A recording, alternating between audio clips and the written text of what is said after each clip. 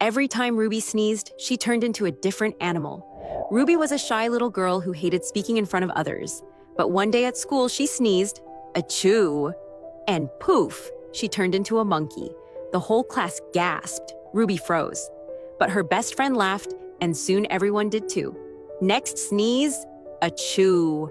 She became a bird and flew around the classroom. She started having fun. Every sneeze brought something new. A brave lion, a tiny mouse, a speedy cheetah. Each animal taught her something.